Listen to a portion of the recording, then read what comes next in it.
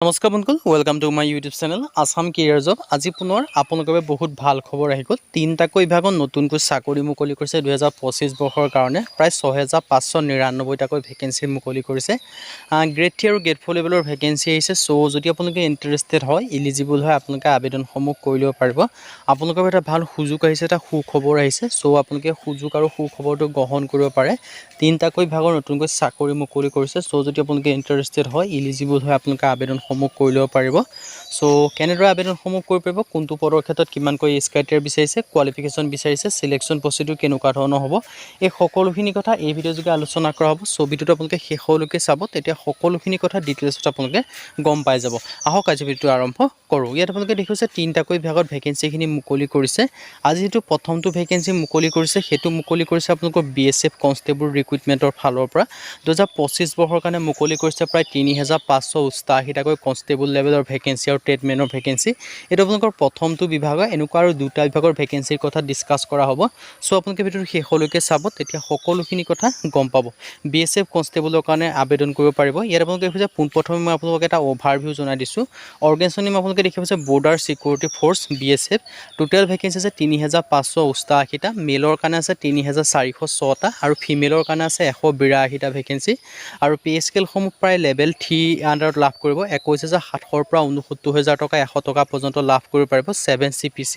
আৰু job location আছে across India. Application mode আপোনালোকে অনলাইন যোগে কৰিব পাৰিব।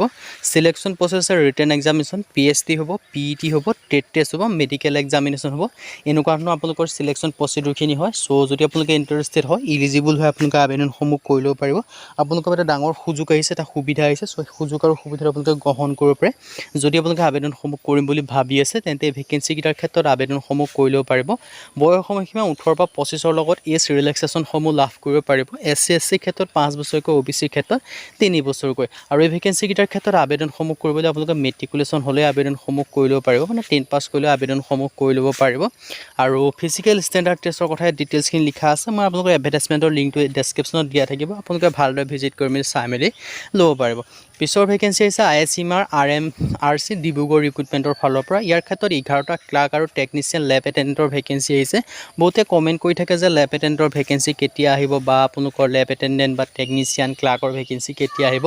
তেওঁলোকৰ বাবে ভাল খবৰ হয়, যিহেতু লেব এটেণ্ডেণ্ট বা টেকনিচিয়ান এনেকুৱা ধৰণৰ ভেকেঞ্চি মুকলি কৰি দিছে অসম চৰকাৰৰ ফালৰ পৰা। ইয়াত আপোনালোকে দেখিব পাইছে IMC RMC ডিব্ৰুগড়ৰ ফালৰ পৰা ভেকেঞ্চি মুকলি কৰিছে। চ' 11টা ক্লাৰ্ক, টেকনিচিয়ান, লেব এটেণ্ডেণ্ট ভেকেঞ্চি আহিছে। লোৱাৰ ডিভিজন ক্লাৰ্কৰ ভেকেঞ্চি আছে। নাম্বাৰ অফ পোষ্ট আছে 3টা। UR কেটেগৰীৰ কাৰণে আছে 2টা আৰু OBCৰ কাৰণে আছে 1টা।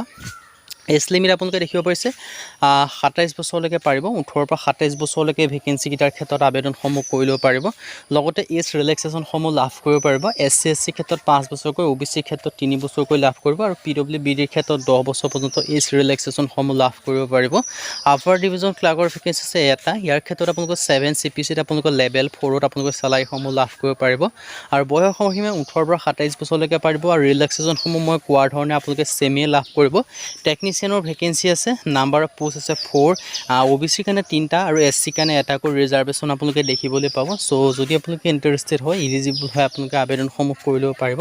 আপোনালোকৰ এটা ডাঙৰ সুযোগ, এটা সুবিধা আহিছে। চ' সুযোগ আৰু সুবিধাটো আপোনালোকে গ্ৰহণ কৰিব পাৰে। যদি আপোনালোকে আবেদনসমূহ কৰিম বুলি ভাবিছে, তেন্তে ভেকেঞ্চিকেইটাৰ ক্ষেত্ৰত আবেদনসমূহ কৰি ল'ব পাৰিব। মই আপোনালোকৰ ডিটেইলছখিনি জনাই দিছোঁ। এনেকুৱা ধৰণৰ আপোনালোকে যদি ভেকেঞ্চি আবেদনসমূহ কৰিম বুলি ভাবিছে, তেন্তে ভেকেঞ্চিকেইটাৰ ক্ষেত্ৰত আবেদনসমূহ কৰি ল'ব পাৰিব। চ' এডুকেশ্যন কোৱালিফিকেশ্যন 10 পাছ কৰিলে হ'ল। 50% মাৰ্ক থাকিব লাগিব 10 পাছৰ লগত। চ' 50% মাৰ্ক আছে যদি 10 পাছত, তেন্তে ভেকেঞ্চিকেইটাৰ ক্ষেত্ৰত আবেদনসমূহ কৰি ল'ব পাৰিব।